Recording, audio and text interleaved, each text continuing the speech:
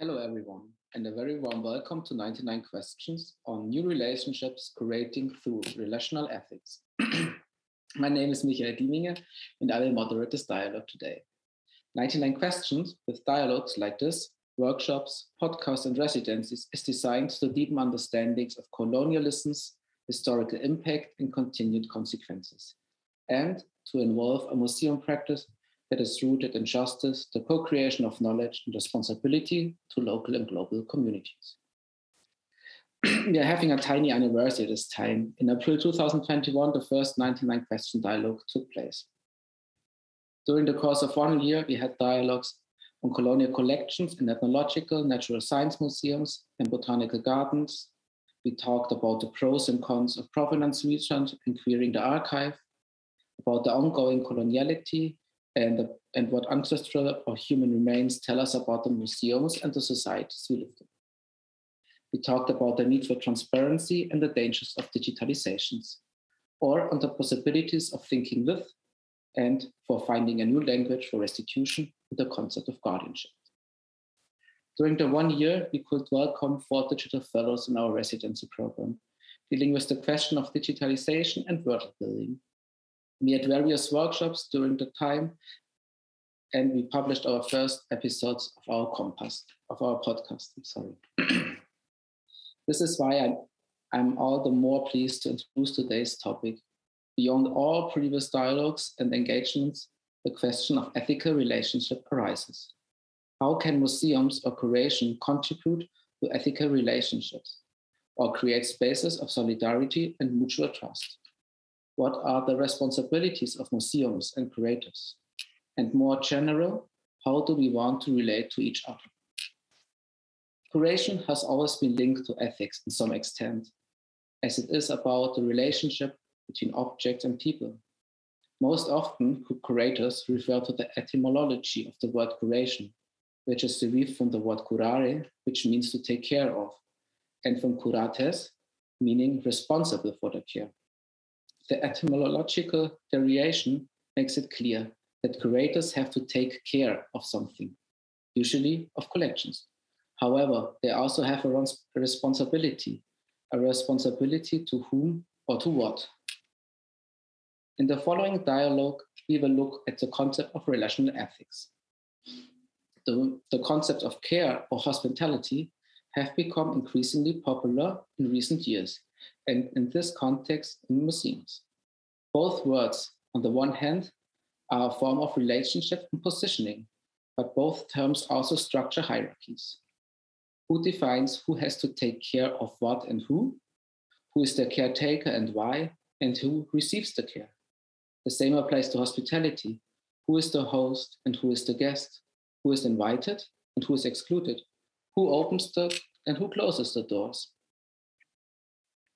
When I pose these questions to ethics, I am left with the question of how ethics is defined, how is it formed, and by whom, and when do we know it is enough? Museums have a responsibility to take care for collections, which is a complex undertaking, but also for the relationship that different societies have to those collections and to each other. How can we interpret care to collections? And what kind of new possibilities do emerge when a museum understands the concept of care and relationship with and beyond collections as their main focus? To explore these and many other questions and opportunities of relational ethics, this evening's event comprises an impulse by Janet Marstine, followed by 2 responses by Macarena Gómez-Barris and Wandile Kasibe. And afterwards, we have time for an open discussion and your question, the audience. You, the audience, are integral to this conversation. Through the impulse and responses and the subsequent discussion, we warmly encourage you to share your comments, questions, and ideas via the FoxR platform. I will now shortly introduce the FoxR platform. So for raising questions to the panel, you can use the FoxR tool. The link will be displayed in the stream down here. I will give you a short introduction. It's very easy. Also one option is that you just type in the link down there and open it in the new tab or on your smartphone. Another option is You're going to the Humboldt Forum website and looking for the events website. Scroll down and click on the button, join the discussion. Then you can just type in your question.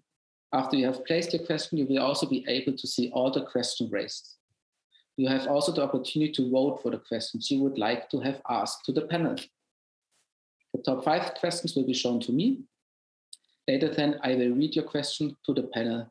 We are looking forward to your participation. And now it's time to introduce our speakers. Janet Marstine has a particular interest in recognizing and supporting the agency of practitioners to make informed ethical decisions. For over 15 years, through her research, writing, and teaching, Dr. Janet Marstine has reinvigorated and redefined the field of museum ethics. In her work as assistant professor of museum studies, the founding director of the Institute of Museum Ethics at Seton Hall University, South Orange, New Jersey, subsequently as an assistant and associate professor in the School of Museum Studies at the University of Leicester, and now as an independent scholar and consultant. She has established a robust research trajectory, analyzing ethic topics from museums transparency to curatorial self-censorship to artists' interventions as drivers for ethical change.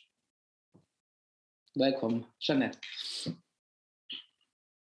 Macarena Gómez-Barris works at the intersections of visual arts, the environmental media, humanities, and decolonial theory practices, as well as focusing on artistic imaginatives, extractive economies, and political violence. Her books include Where Memory Dwells, Culture and State Violence in Chile, The Extractive Zone, Social Ecologies and Decolonial Perspectives, and Beyond the Pink Tide, Artistic and Political Undercuts in the Americas. Macarena is founding director of the Global South Center at Pratt Institute.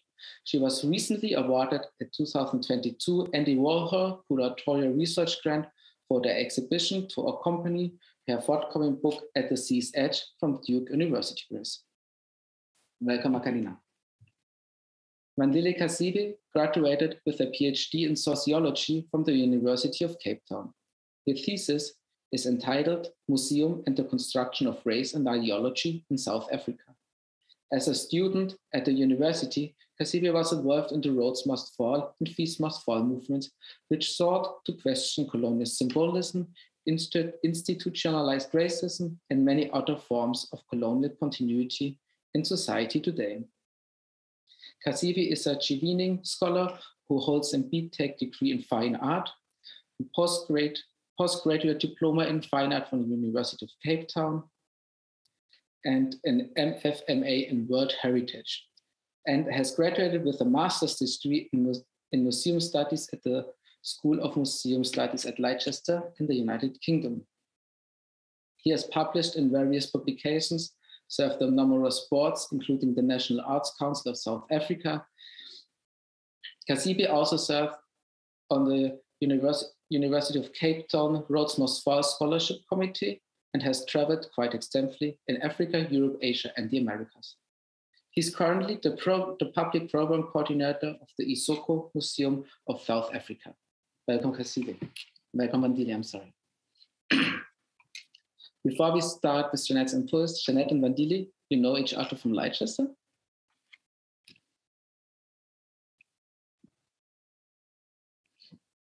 Yes. If I might, so Wandile was a master's student of mine 10, 11, 12 years ago, something like that. And so I was delighted to know that he was on the panel with me today. I thought I might share just a small story that with a lot of resonance for today's discussion, in fact. So he did his master's dissertation with me, but before the dissertation time, students had to work in small groups for an exhibition project. This was not a module that I was leading, but I was still very keen to follow it. And Wandile was always very cutting edge in whatever he did. He always had a strong voice and a clear sense of vision that showed that he was going to be a leader in the field. So for this exhibition project, students worked in small groups to create an exhibition with a small group of objects that were on loan from a museum. They were, teaching objects, really. And I think the theme that year, if I'm not wrong, Wandile, was something like the relation between arts and sciences, or it was something very kind of open and, open-ended like that. But in Wandile's group, one of the objects that they got was a globe. And the rest of the group saw it in a very straightforward way, as saw that globe, wanted to read and interpret that globe in regards to truth, in regards to sciences, in regards to exploration. And of course, 10, 11, 12 years ago, this was before decolonizing the museum, decolonizing the curriculum was common currency. In terms of discussions, discourse in the field. It was just starting to percolate. And I myself was also interested in this idea of productive conflict. What is productive conflict? And what Wandile did was to show us all of this, was to demonstrate all of this. So he went to this group and he said, I'm sorry, this globe does not mean truth to me. I'm sorry, this globe does not mean science to me. It means a whole other, set of issues, which is very, very troubling around colonization. And the group didn't really want to hear it. And I would say that the academics also at first were had maybe a bit of trouble understanding what the difficulties were. But Wandile was the one that led us all through this. And Wandile, if I'm not mistaken, basically said, I'm going to boycott this. I'm not going to be a part of this exhibition. I refuse to be a part of this exhibition unless my voice is heard, unless my interpretation helps to trouble this, which is so needed. And in fact, in the end, there were some complex but much needed negotiations, which allowed his voice to come through. And we all learned so much from the process. And I used this example for productive conflict through much of my teaching, and I still use it as an inspiration. So thank you, Wandile. And thank you for indulging me to share that story. Thanks, that was beautiful, Janet. Thank you very much. This was already a great beginning, I think. Very interesting. So now we have Jeanette's impulse for today. So are you ready for my talk now?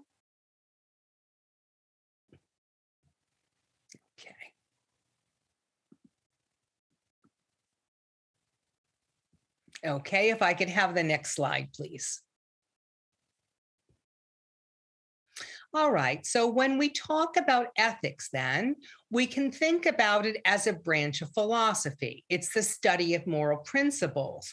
But what we're talking today in regards to museum ethics is a kind of applied ethics, the principles that govern a profession. So museum ethics is a kind of applied ethics, just like we might say medical ethics is, or engineering ethics even, or ethics of environmental ethics, or any other principles that govern a profession.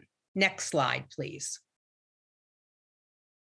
And traditionally, museums have relied on a code-driven, compliance-based approach to applied ethics.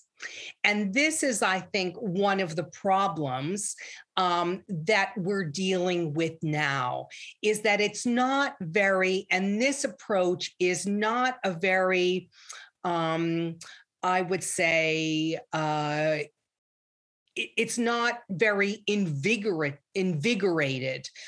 intellectually, politically, for example. So when you're thinking about codes, they echo legal documents in their tone and their intent, and they focus on decrees, prohibitions, what you're not supposed to do, for example.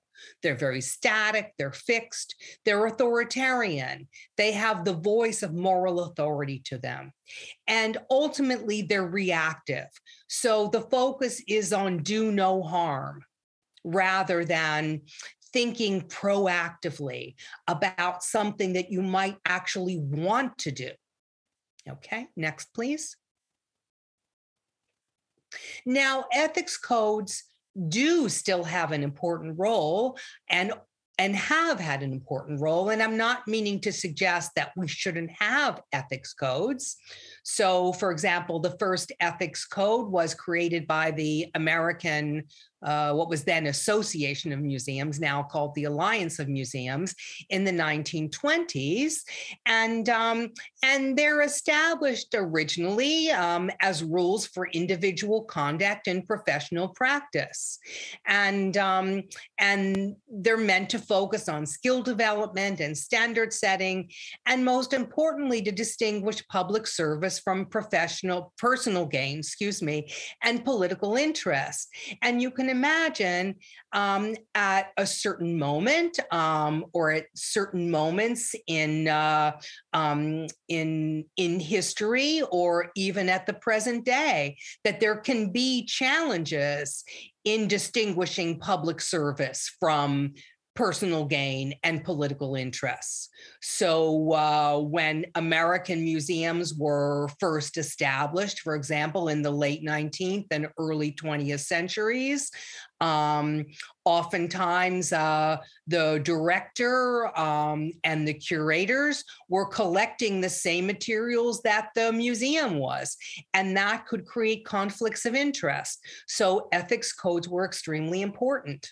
And still it is important to have ethics codes, but codes do not, we can't rely on them totally in these very complicated times. Next slide, please.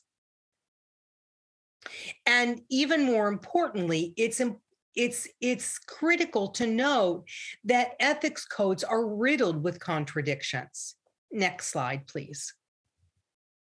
So if we take the ICOM code, for example, the International Council of Museums code, we can see that there are competing value systems that are embedded in it.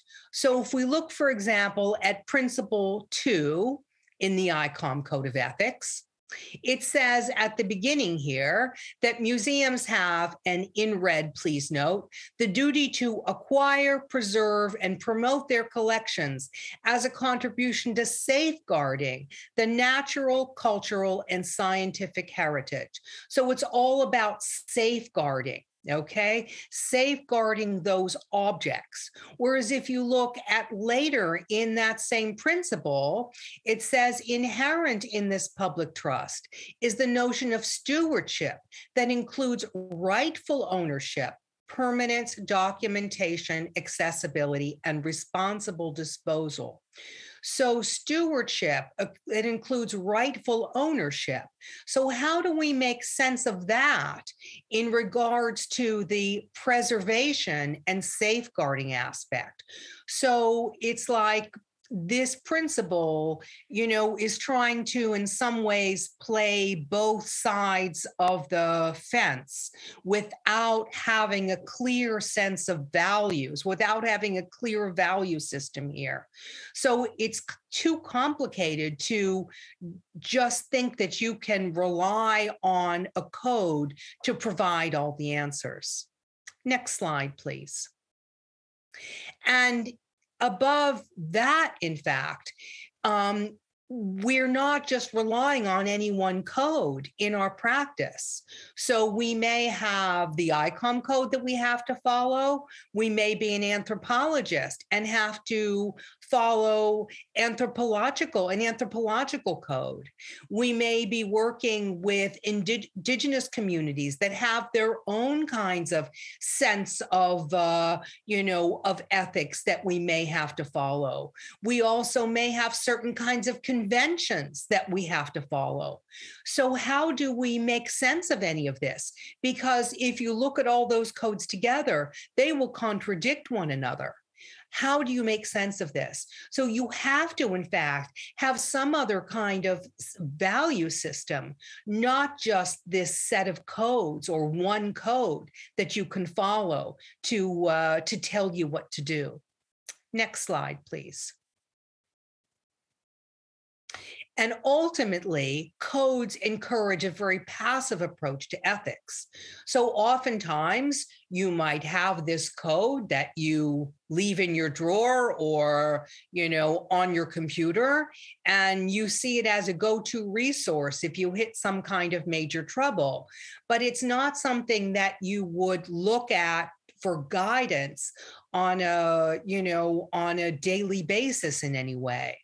And it doesn't provide the kind of resource that practitioners need to proactively foster ethical curating and to work towards what we would call a decolonized museum. Next slide, please. So this is where I argue that we need also to think about values-driven ethics. So codes may be important, but codes alone don't do it. So we also need to think about values. So values might be the glue that holds us together. So how do we think about values-driven ethics? What are they? So there are kind of ethics that are based on shared core values, and that then drives decision-making and action. Next, please. And what I'm focusing on today is relational ethics. So relational ethics is one kind of values-driven ethics based on the value of the relational.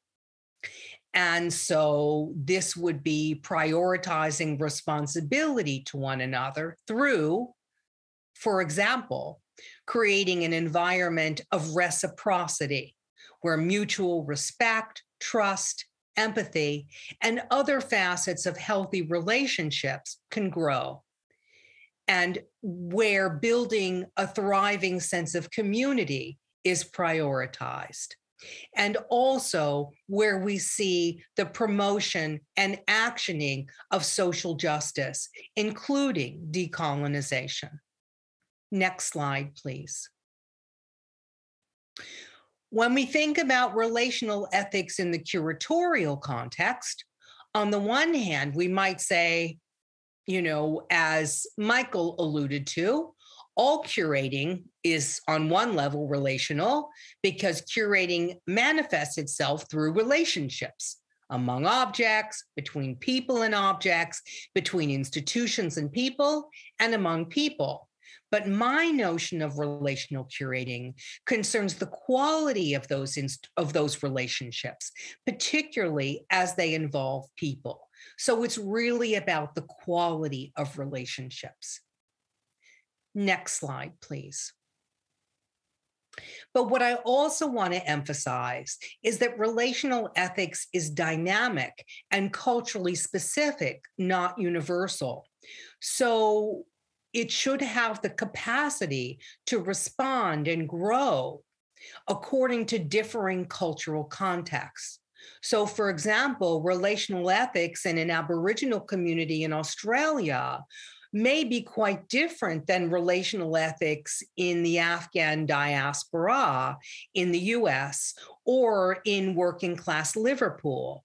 So, a project or an institution or a community working with the institution should have the ability to, should be empowered to define what relational ethics are. It's not just absolutely one clear definition for all. So that should be able to change and grow. Next slide, please.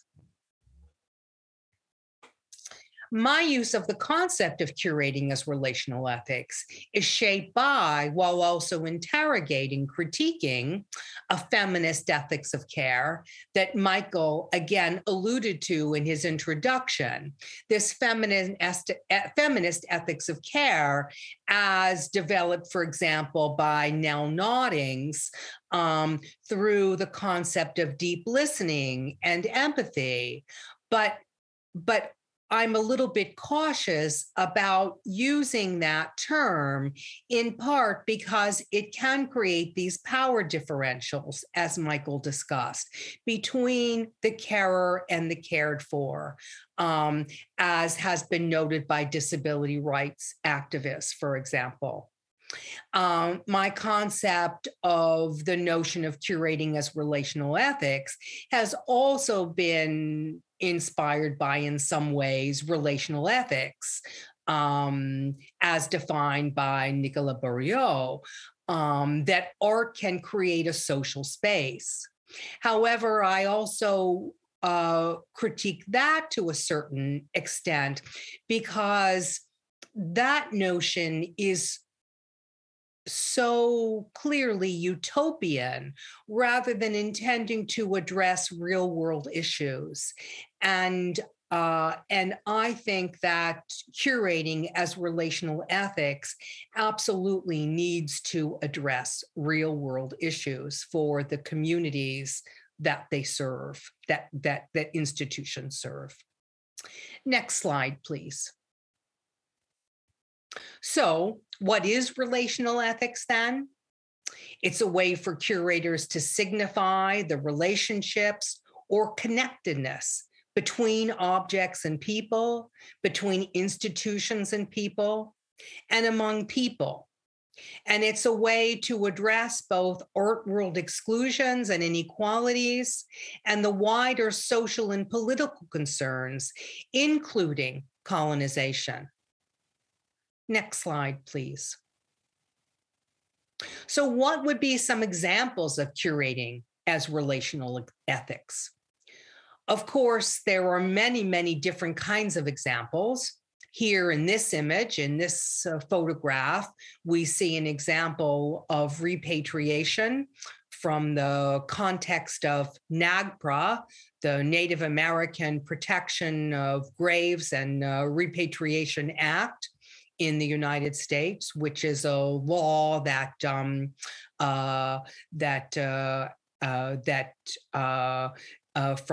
1989 or 1990, I think, that required institutions to return objects associated with Native American graves and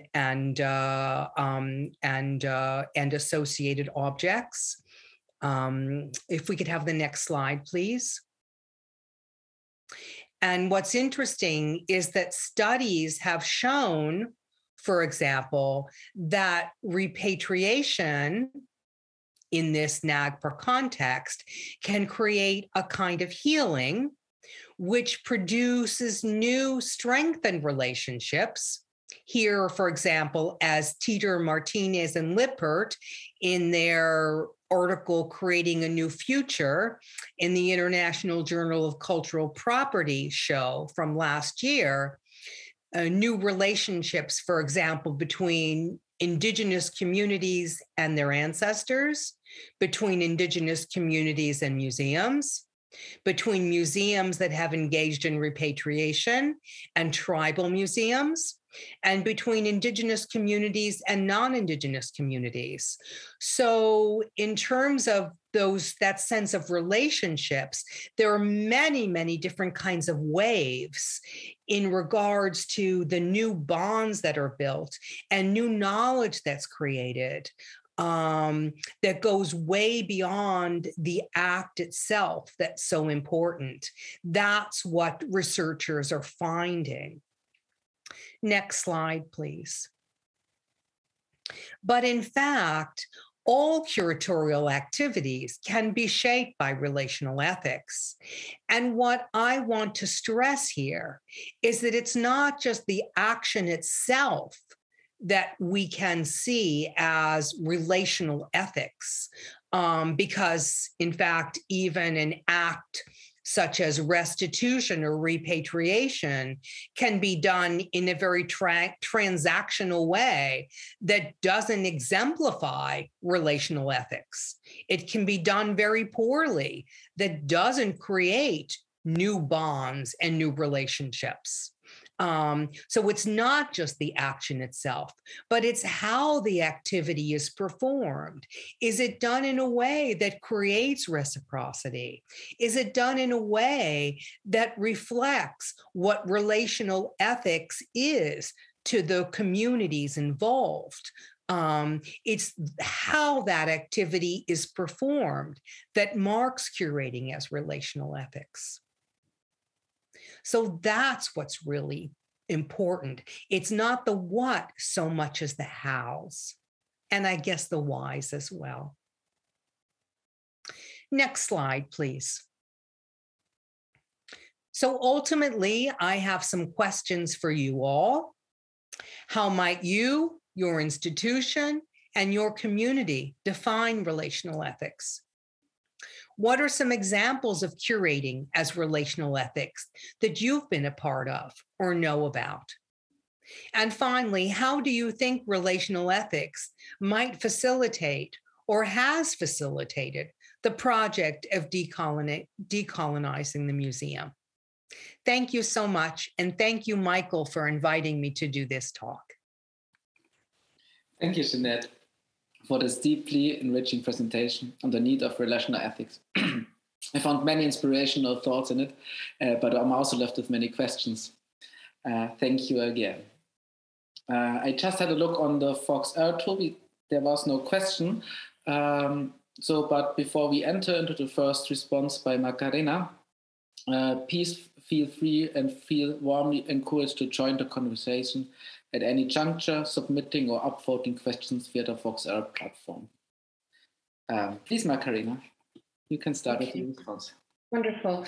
Well, thank you so much, Michael, for having me and for the 99 Questions Forum. I was quite taken with your opening and the way in which you kind of dissected the number of issues and also Janet's presentation, both the examples, but also those questions at the end that I hope to kind of address in my very short presentation to a certain degree. And I think in defining relational ethics in relationship to some of the work that I've done and that I'll talk about today, it's really also considering the element of political economy and a capitalist kind of colonial historical project. So that to me is part of the underpinning of something that I want to bring together. And Janet already spoke to a certain degree about how museums themselves are colonial projects, and certainly they're also nation building ones.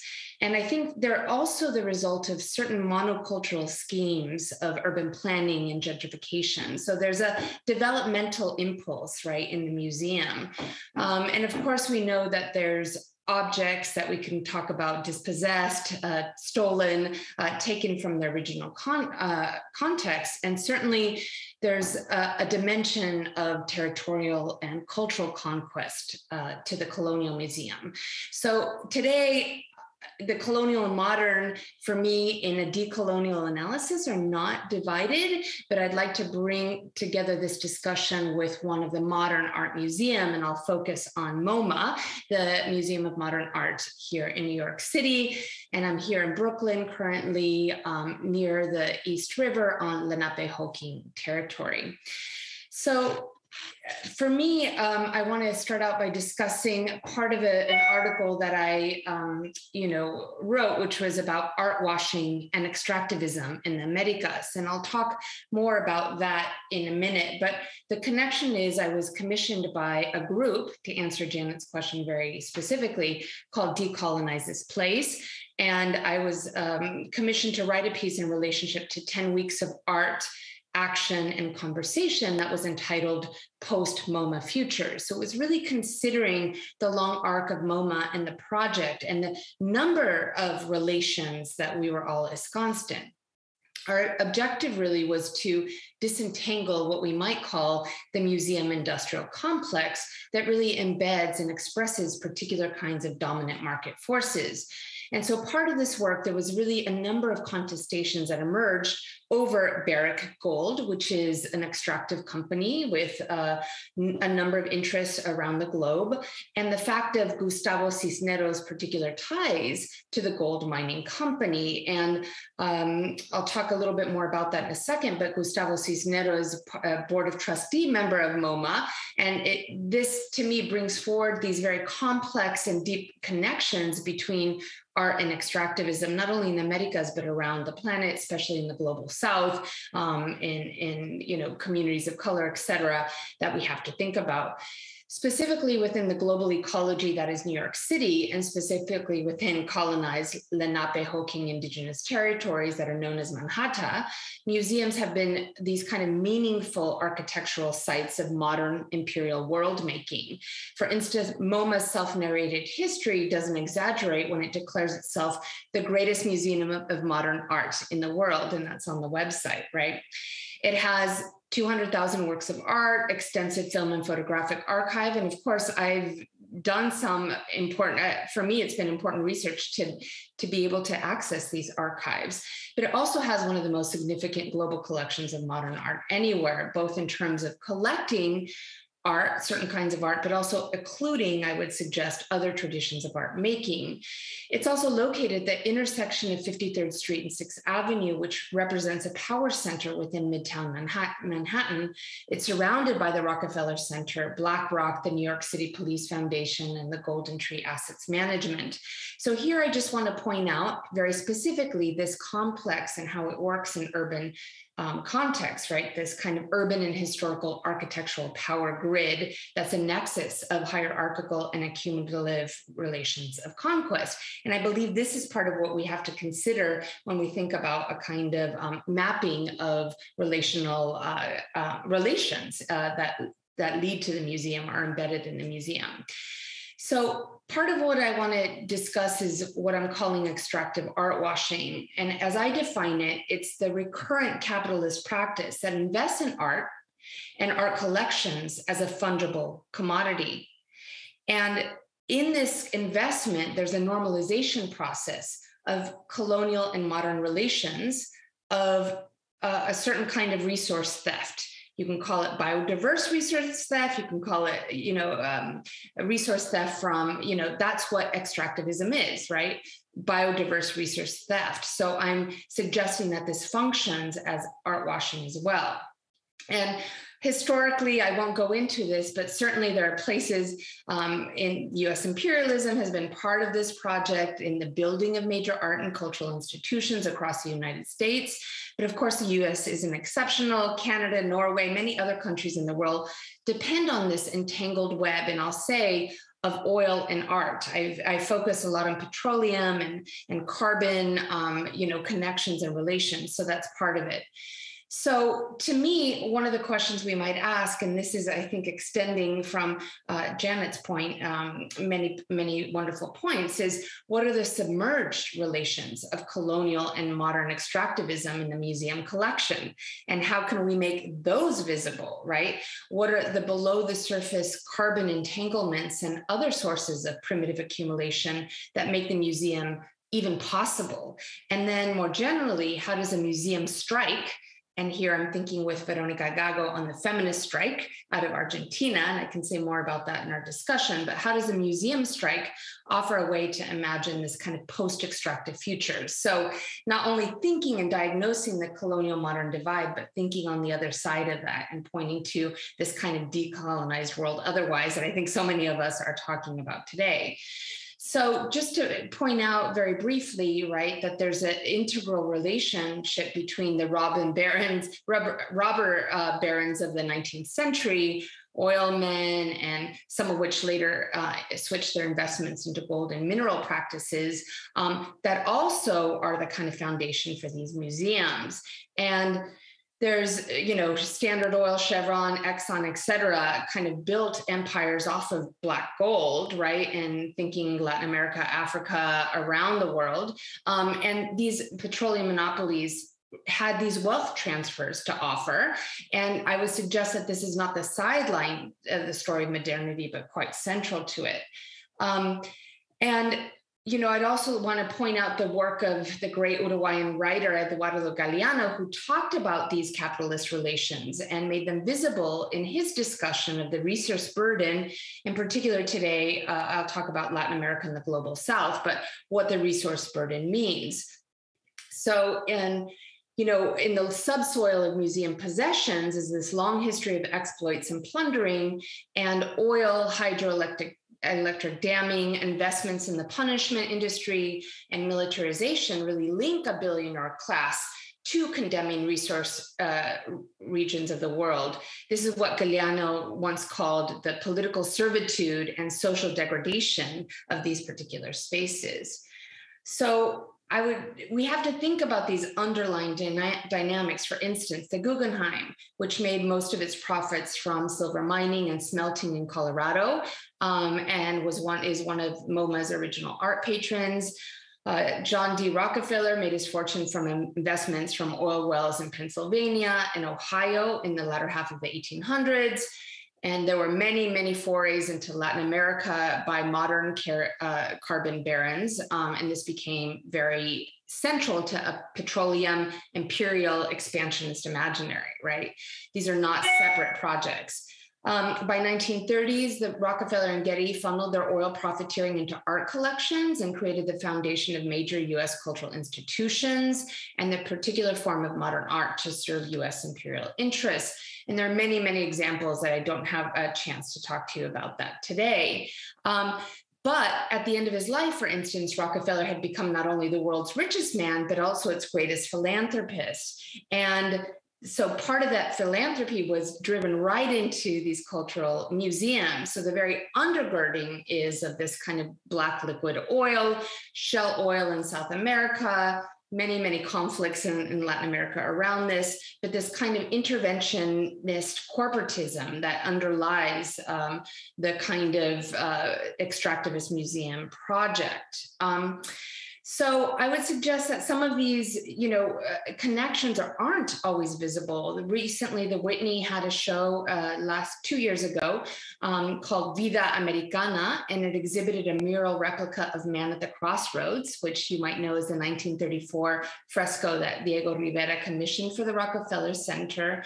And this was a powerful work that was actually chiseled off the wall because Rivera painted Lenin's figure there in direct opposition to Rockefeller's demand.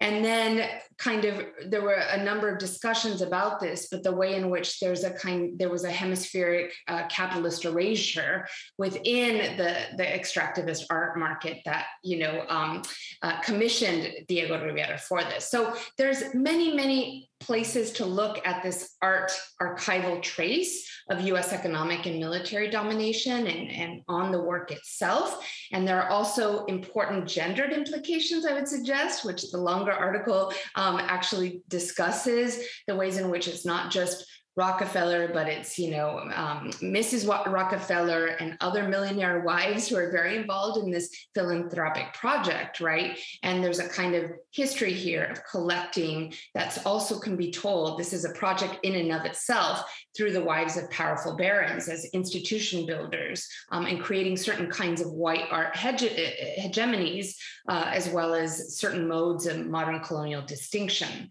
So what to do. I mean, I could diagnose this for a long time and point to this, but I think it's been really interesting to see how Strike MoMA has really intervened in this by bringing this kind of research forward, asking us as scholars, artists, makers, to think together to create a different kind of institutional relational ethos, or a deinstitutionalizing relational ethos, as it were, to point out the way in which the collection, and this is not a minor collection, the Patricia Phelps de Cisneros collection, it's a privately held collection. It's based in New York. It's also based in Venezuela, and it comes out of kind of oil monies from Venezuela.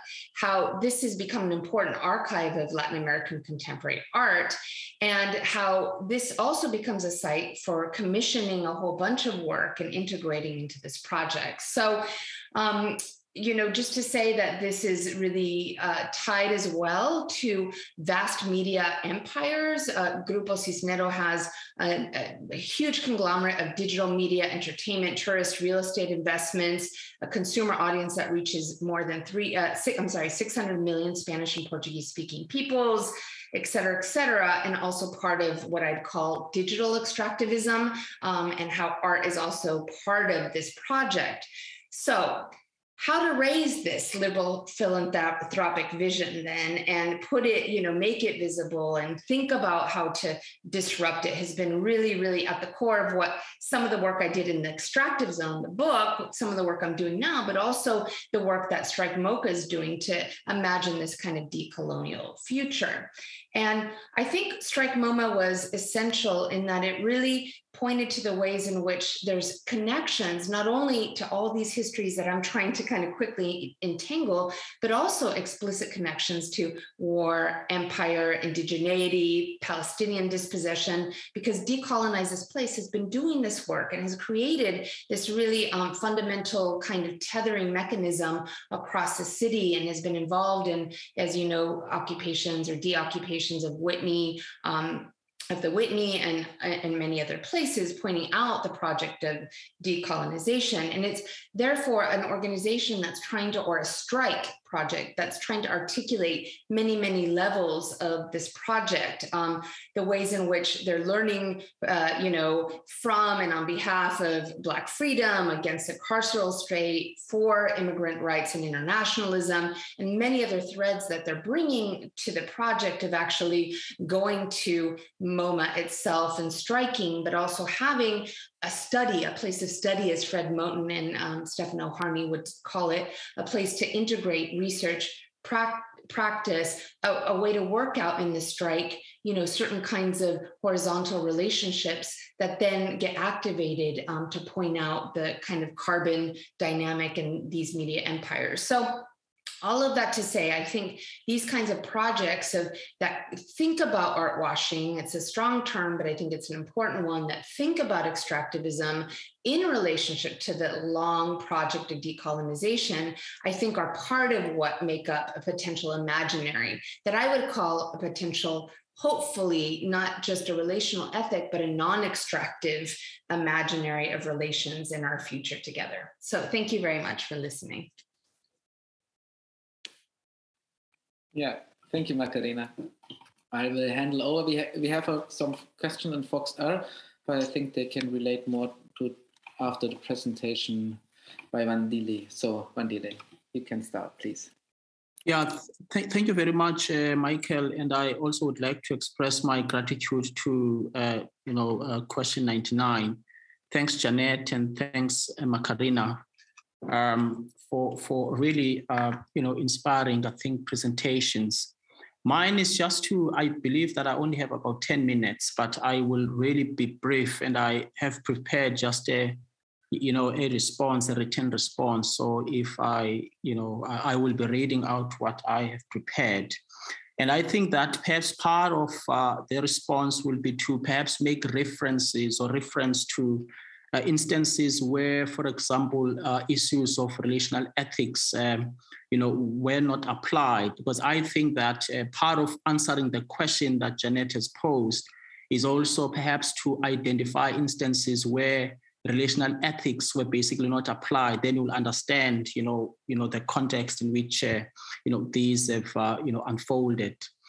Janet makes a compelling argument, about relational ethics as having the capacity to address both art-world exclusions and inequalities and wider social and political concerns. And the question I wish to interrogate aims at understanding how this, transpires in the context of a museum. I choose to enter this debate by quoting, firstly, words from Moira Simpson, who once made the following argument. The colonial origins of the museum remains an enduring influence upon these institutions and upon public perception of them. What Simpson brings to our argument is the fact that even though we operate in the post-colonial era, there has not yet been any, particularly in South Africa, there hasn't been any radical epistemological shift in the way in which museums continue to produce and reproduce themselves today. Meaning the colonial practices, ethos, methods, and that have for centuries sustained the colonial museum are still intact and preserved today. This presupposition finds expression in Siraj Rasool's argument about South African museums with a complicated colonial history, where he states that, I quote, South African museums have been reluctant to address these aspects of their history, choosing rather to portray the museum as benevolent, without any fundamental epistemological reassessment of the blood of colonial history, end quote. In South Africa, there is a long history with the direct connection between the founding of the South African Museum and the institutionalization of racism as a practice. For example, in 1906, the museum embarked on a human casting project to support the grandiose colonial idea that sand people were a disappearing race and going into extinction, thus had to be studied and their mortal remains preserved in museums for future generations. They were portrayed through human dioramas displayed in museums, in natural history museums that were meant for the depiction of animals as lesser human beings. John Mackenzie argues that the museum constituted the scientific race of scientific endeavor, the point of contact between scientists and public exhibition, between empirical collection and theorization, and between such scientific discourse and popular understanding. It became a place where other cultures were viewed as exotic, and their very strangeness invited examination, comparison, and collection. From this standpoint, conquest, empires, collections, and museography were closely interrelated. The victors seized the treasures of their vanquished enemies' collections and brought them home to put them proudly on display in their own museums.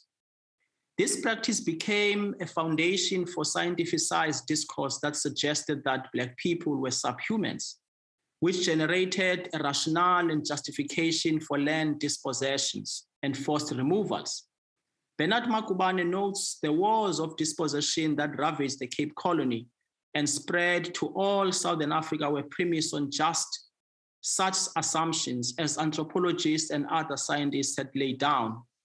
And given the unspeakable atrocities that were being perpetrated against colonial subjects, anthropologists were in fact responsible for signing the death warrants of Africans in general and Khoisan people in particular.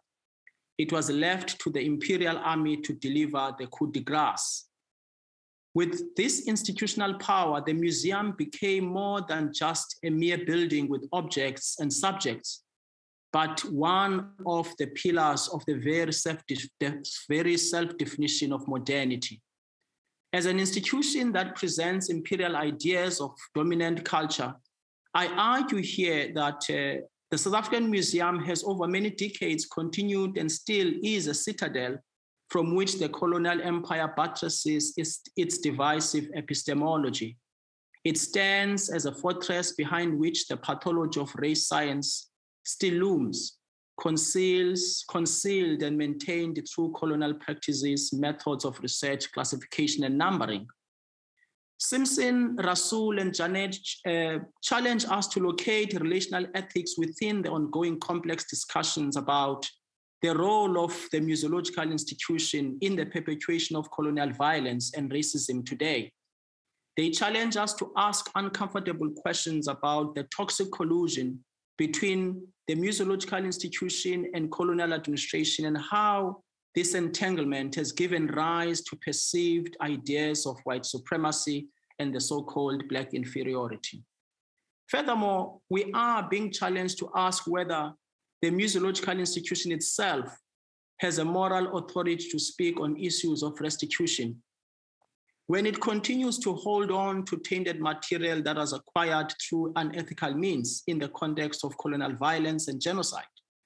What does it mean, for example, to talk about repatriation on one hand, and on the other, we refuse to return that which was stolen? Since most museums refuse to return things back, would it be appropriate to suggest that perhaps museums have become incorrect correctors? For they correct the things they themselves refuse to be corrected or asked to act upon. The irony of this is in the fact that museums are involved in the same unethical conduct they are reminded to move away from.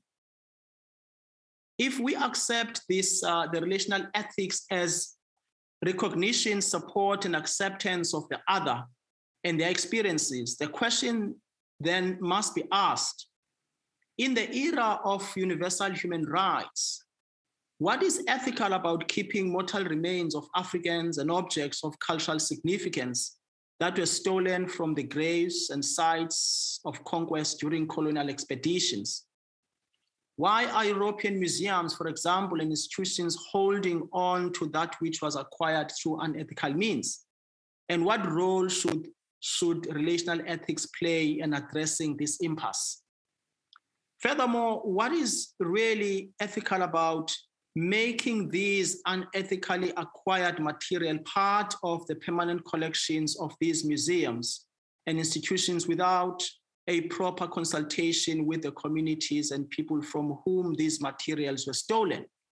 In addition to this argument is another question: why do we still have ethnographic displays, dioramas, exhibitionary spectacles that recycle the same kind of violence that depicts indigenous African peoples as people frozen in time in the lacuna between the animal kingdom and modern human beings, with emphasis often placed on their kinship with animals in order to set them apart from rational humans? In the age of social justice, what would it mean if, on the basis of the museological institution's unethical conduct and crimes committed against humanity, one rejected the idea of a museum as a neutral space and begin to decategorize it as a colonial crime scene that requires rigorous decolonial investigation? What would it mean if we begin to demuseumize museums in order to create a new post-museum experience? And what would this post-museum experience look like in the context of a post-colonial society? Would this understanding alter the way we look at museums today? Relational ethics as an act of cultural diplomacy, reciprocity, a tool of analysis, and a decision-making model that outlines 4 core principles: mutual respect, relational engagement, bringing knowledge back to life, and creating environment within which we engage across cultural divides, must help us pose these uncomfortable questions about the place of the museological institution in the post-colonial era. We must pose questions such as, what role should museums play in enabling a socially cohesive society built on universal values of human ingenuity and tolerance? Are museums safe spaces for unsafe ideas, as once posed by Elaine Humain-Gurien? And if there are safe spaces, but safe for who? If there are communities who have claims, who have objects and human remains that are still locked in museums, are those museums safe for those communities? By decolonization, I refer to a continuous critical process of intense inward-looking examination to undo and delink from colonial methodology. I term this process as museumorphosis, as you can see on the screen. Here I put decolonization in inverted commas because of its ongoing definition and different meanings it implies to different people. Metaphorically, the museum becomes almost a butterfly that goes through a process of metamorphosis from egg, larva, pupa, and then fully blown butterfly. In museumorphosis, this logic takes the following form. As you can see, the colonial museum, neo-colonial museum, post-colonial museum, but I want to submit and to argue that what we are actually aiming for in terms of how we envision new museology, we're actually aiming for a post-museum experience, the one that encompasses and create an environment within which people can talk about issues that confront, issues that trouble them as society. So that's the kind of a museum of the future that we are looking for. Beyond internal contradictions and limitations of decolonization, museumorphosis presents decolonization as a rigorous process of complete rupture from the old to create new ways of seeing and imagining museums as the pinnacle of a transformed society and global order. In conclusion, I argue that museumorphosis is the new prism through which we inject post-museum ethos and decolonized methodologies. In the language of relational ethics, I want to submit that museumorphosis becomes an ultimate signifier of new museology as it captures with precision the idea of the museum of the future in this modernity and beyond. In seeking new trajectories in what remains the complicated set of networking ideas between the museological past and present continuities that have now sparked exigencies in museums and public spaces, I call for relational ethics to help engender a new museological episteme that will also be shaped by ideas from the global South. Thank you very much. Thank you very much. Thank you very much. We have a lot of questions, but first of all, maybe I would ask what are the impressions on the panel? Maybe we start with Jeanette. What is your impression? What have you heard? Maybe you are still muted? Yes, okay. So, yeah, I have to say thank you for both of your comments. They're so strong.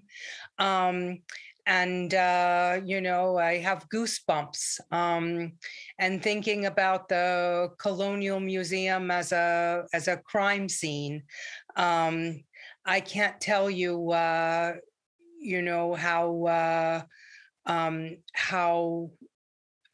how much that has, how compelling, how much that has absolutely shaken me to the core, and how compelling that is as an argument. And I, like you, hope that relational ethics is something that we can move forward with. I guess I have a question. So the question actually has to do with MoMA. Maybe so it's a question maybe. So we're talking on one level about museums in general. We're talking very theoretically, but we're also talking specifically. And it reminds me in a way that that there's always this delicate balance because there are so many different kinds of museums. And we have to always be a little bit careful when we generalize about museums because let's say take the South Africa example, you make an extremely compelling argument, but yet, national museums in South Africa may be very different from, let's say, District 6. And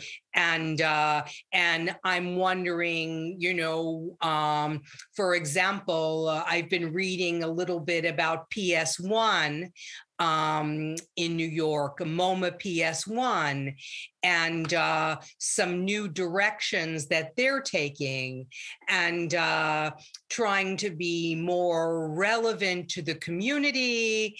And I know some of the work of the new director, of Kate Fowle, and what she did in Moscow with La Garage, and I'm wondering how that relates in a way to your umbrella of MoMA, or how that differs from, how you can see that within that pattern or different from, and how we might think of also the extractive and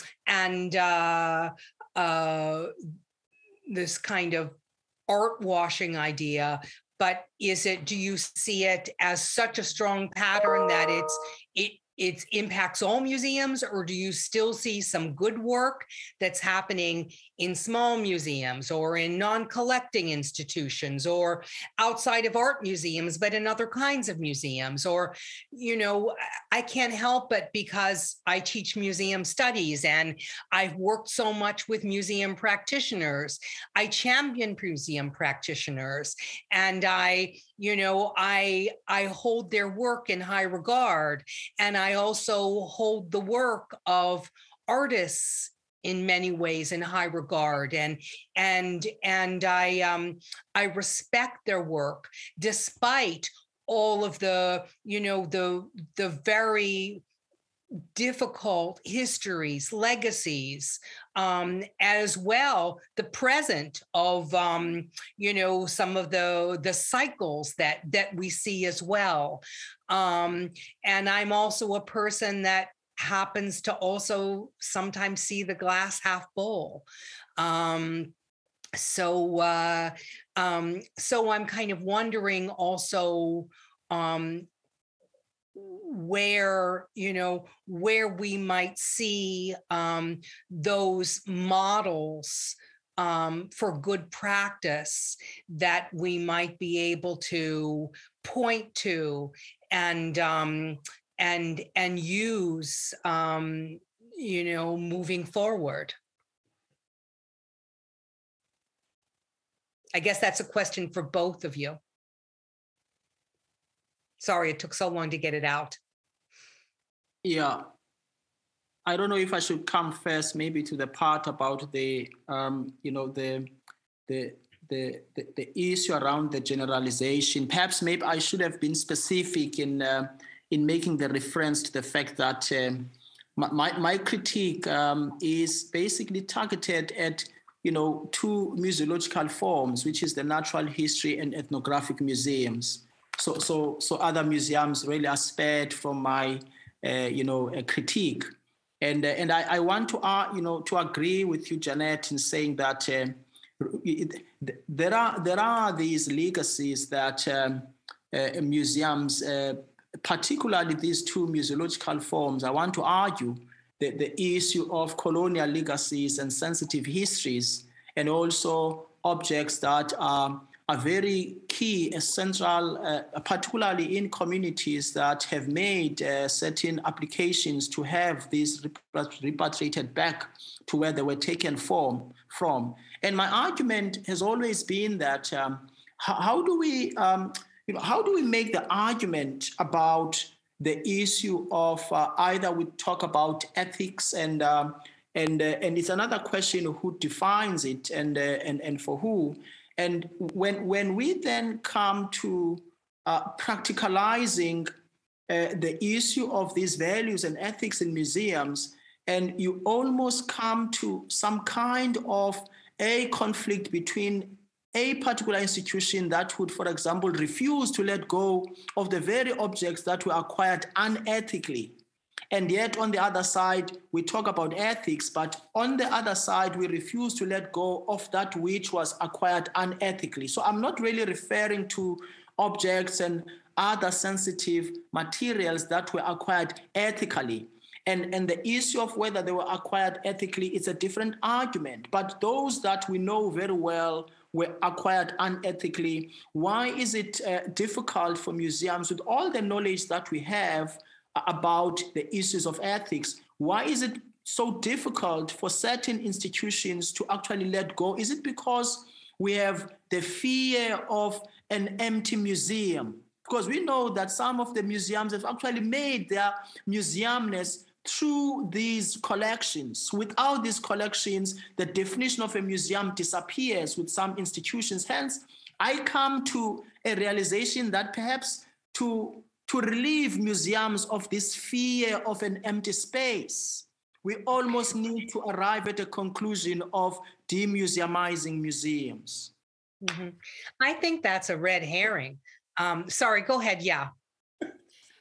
Yeah, just to follow up on that, I mean, I really appreciate the provocations and questions. And for me, I think I'm less invested in the kind of the terminology of the ethics than the relational. The relational piece is so key to me as we move forward, because ethics can be, again, Janet, you spelled it out perfectly. It's so culturally embedded. It's such a definition that moves. It's a moving target. Whereas the relational piece is really the kind of grounded relations, the set of practices that I think are located in, moving together, figuring out collaboratively, thinking in profound ways about how to get out of this morass that we're in, that the colonial project has put us in, right? And so the long legacies of blood and trying to overcome the colonial haunt that we all live in.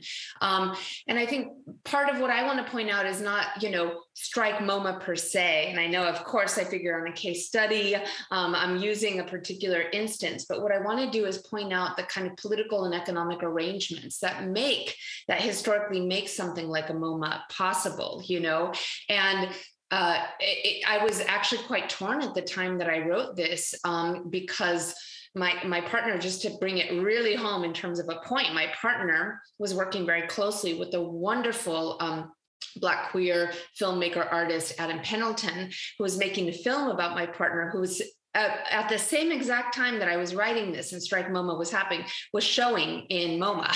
So, very, very close kind of interior exterior discussion here. I know many of the curators are fantastic. Many are, in both MoMA, they're thinking about all kinds of questions, aftermath of slavery questions with Saidiya Hartman recently, many, many incredible projects.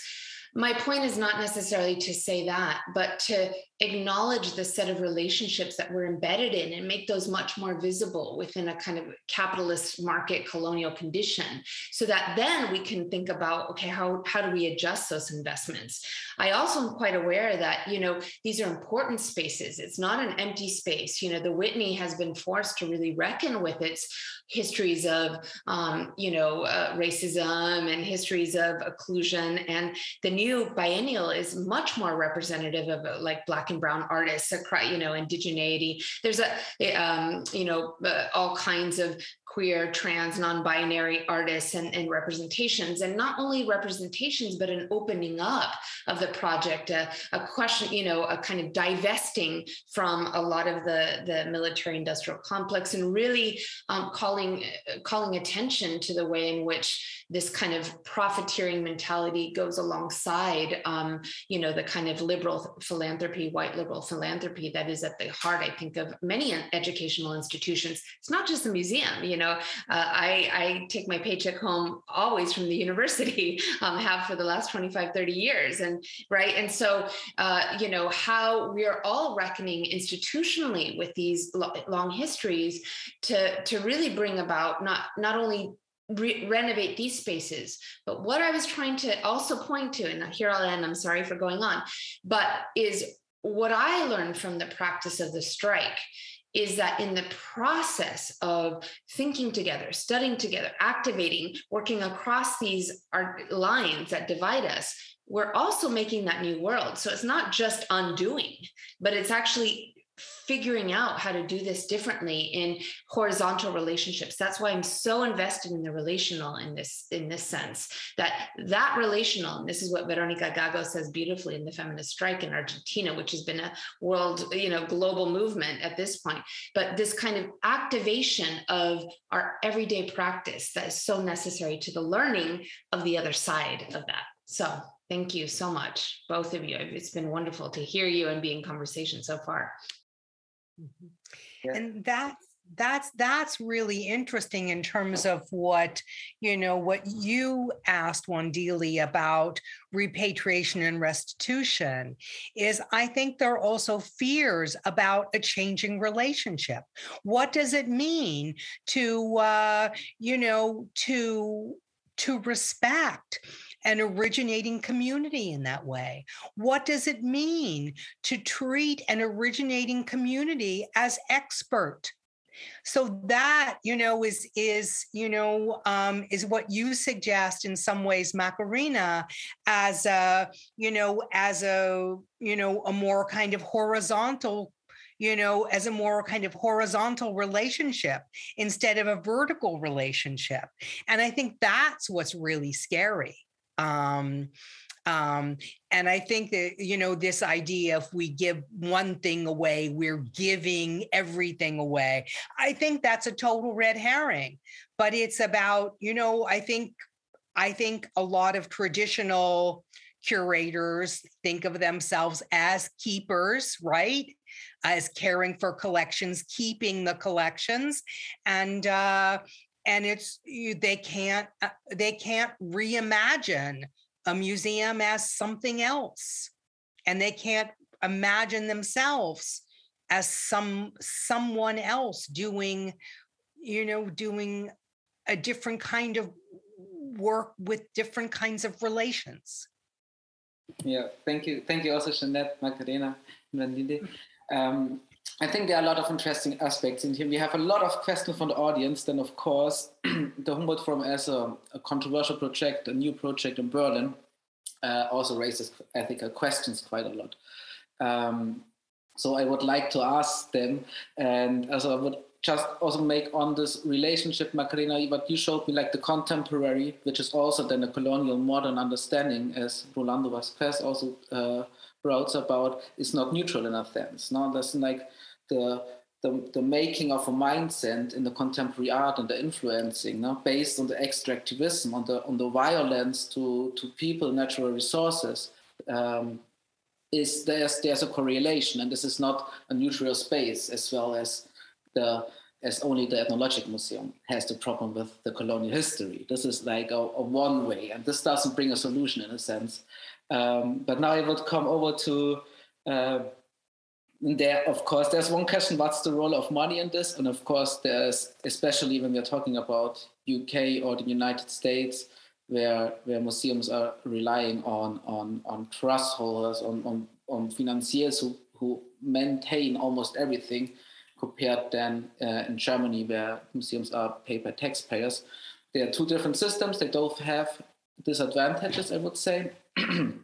But maybe like one of the big questions, and I would love to hear also what you're thinking about it. The question goes like this. Is it not contradictory that museums like the Humboldt Forum promote dialogues like this and at the same time maintain colonial exhibition and collections? Is there a limit to the difference between good intentions for change and hypocrisy? Wandile, you already, the incorrect corrector is, I think, the word here. Maybe, Wandile, you want to say something? Yeah, I think it really does. I think it cuts through, I think, some of the issues that that as museologists we come across when we interact with communities, because they ask these questions, and the question of the incorrect corrector, you almost talk about the very things that you are refusing to be corrected from. you almost harbor this space of irony. You correct others, but when others correct you, you refuse to be corrected. So you automatically become an incorrect corrector. So I submit, yes, I agree, Michael. The Humboldt Forum, if it still continues with the colonial continuities, but at the same time, it projects itself as a progressive institution, then people will understand it as an incorrect corrector. But I think one should also begin to think about how do these museums with colonial baggage begin to open a space of dialogue? I mean, this is the work that I do here in South Africa, where I present a rationale that museums can actually become spaces of cultural, conversations, spaces of ongoing cultural dialogues. And I think that's where then the question of, a museum then transforms into becoming a space within which communities can even come and talk about issues that affect them. So a museum, it becomes more than just a place with dead animals or stuffed animals, but it becomes a lively space, a conduit, a space within which these conversations are held. And it becomes that kind of a lodestar, a shining star that provides that place for people to come and have conversations about really troubling issues. And that's where I think Elaine's argument comes in. Can a museum become, can it really, does a museum, or is there a possibility of a museum becoming a safe space for unsafe ideas? And I think that to me is a very important question that as museologists, we are basically answering every time we open a space for a dialogue. Again, just lastly, part of the work that we do here as a form of responding to some of these colonial legacies is, a project that we call a mobile museum, a museum that goes to where communities are. It goes to where people are because it understands that historically people were moved away from the cities. And if people cannot come to you because of financial, complications or complexities, then as a museum, then we must go to where people are so that we become a museum that is rooted in the people. You don't become a museum that is aloof. Then that ease of a museum being an incorrect corrector then, diminishes because now you are a museum that is actually that is rooted within the concerns of the people in which you are located. So for me, that is a very important one, Michael. No, thank you. This is like a question also is going in my mind by programming 99 questions every time.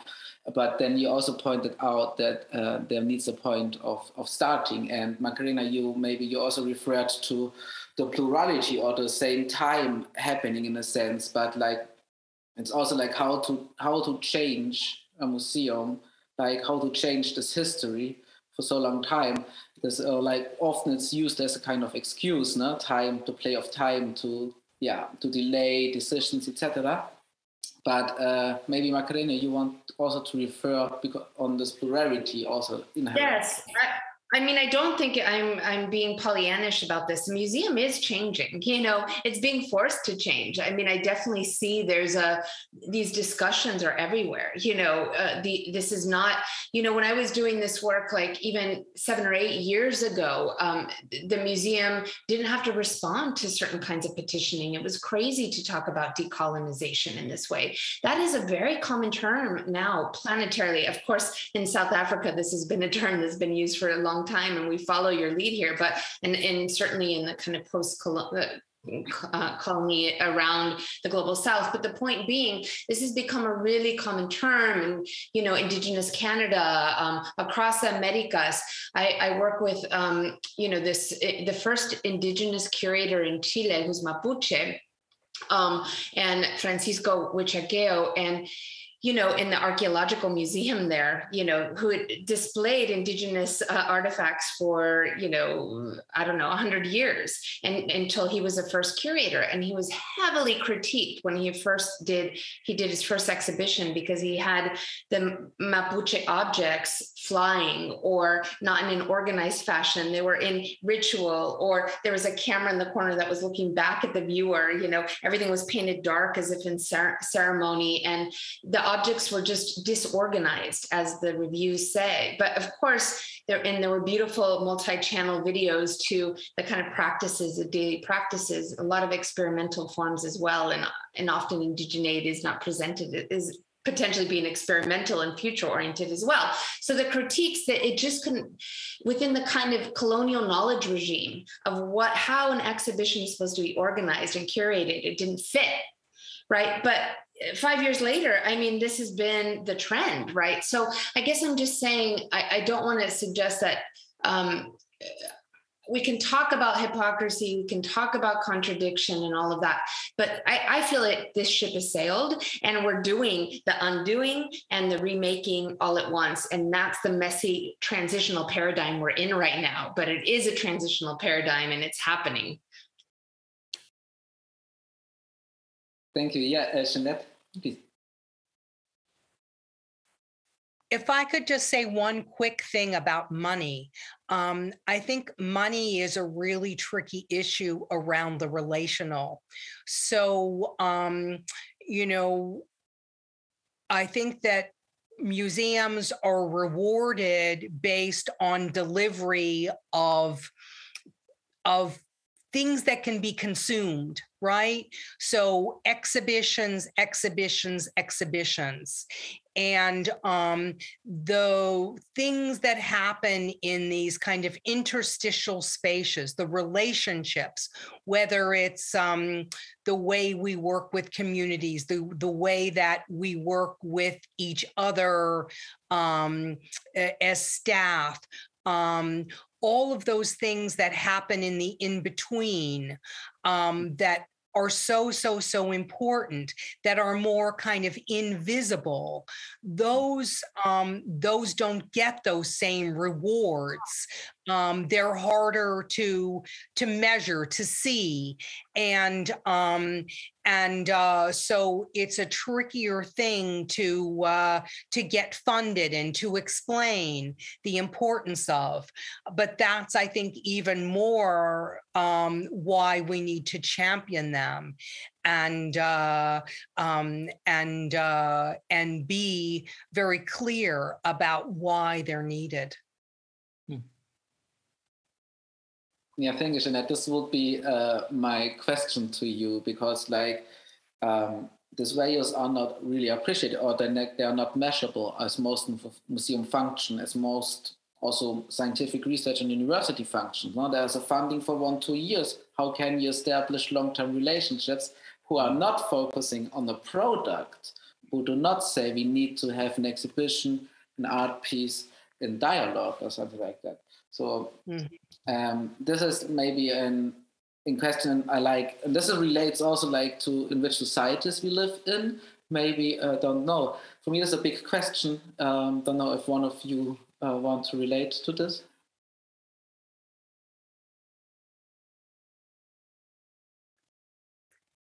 Certainly, that kind of trust that we're talking about cannot be built over, 1 year by parachuting in.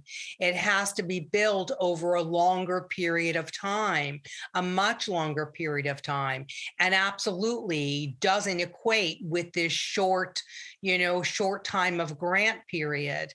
So one has to think about that over the long term. So one has to still think about, a kind of larger iteration of a project. So think, all right, so I may be applying for this now, but then, to think about how you might fold that into a much larger project in which you're still working with a particular group. Because it just doesn't work that way, and to kind of to think about that, and to discuss that also with your team, with your supervisor, and so that's also folded into the grant making process, because it's super, super, super important. At the same time, also making clear to your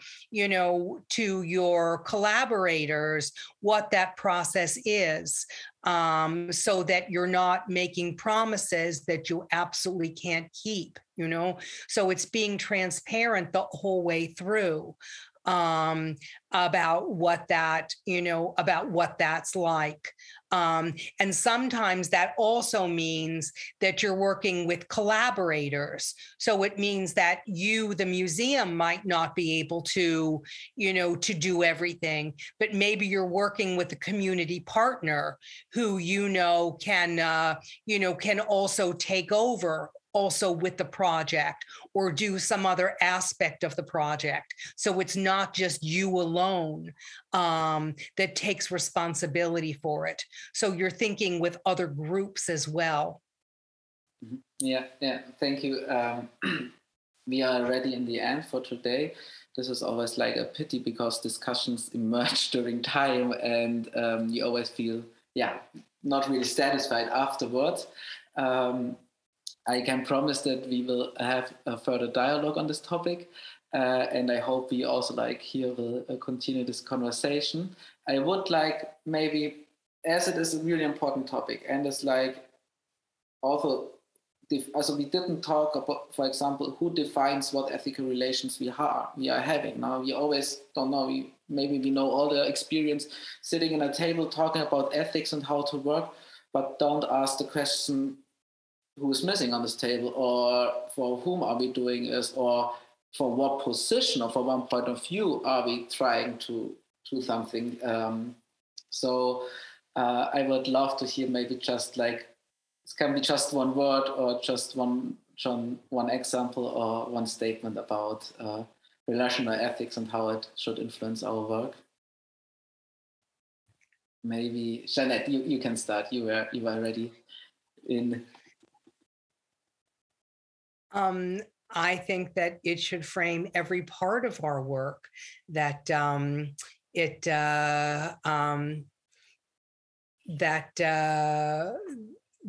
should be with us all the time, that it's kind of second nature to us, and there's always should be this dynamic between our professional and our personal ethics, that the two are very intertwined, that we need to be thinking about the relationship between those two things. And also we need to think about the relationships between maybe what might be certain kind of universal ideas, universal principles that Wandile mentioned, but also what might be culturally specific, and the dynamic there as well. Thank you. Wandile, do you want? Yes, thank you, Michael. Briefly, I think for me, really, relational ethics are important, and I think that they should be part and parcel, should be at the core of how we produce and define the museumness of museums, how we define this institution that we call a museum or a post-museum, whatever the term that we give to it. And the issue of relational ethics should be at the core of that, and also in the way in which curators interact with communities, so that a curatorial process itself is not a one that is unidirectional, as if somebody is teaching students in a classroom, but it should be bidirectional.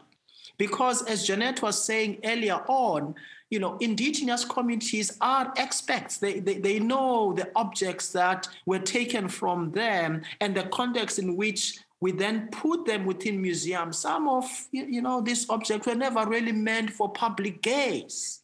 And what happens then when these objects are taken out of context and put within a museum, within a particular climatological condition? And that's when the issue of relational ethics comes in, because in that context, then you are then compelled in a way to go and consult with the community to almost get an understanding of how to handle these objects. There are certain objects that were never even meant to be handled by a certain gender, for example, in certain cultures. And yet when these objects are introduced in museums, they are handled by almost anyone.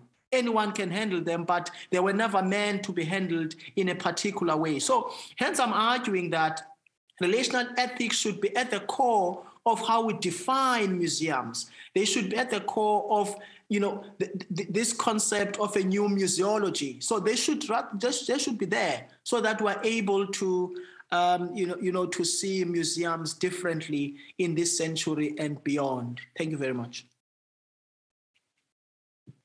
Thank you, Wandile. Macarena, do you want?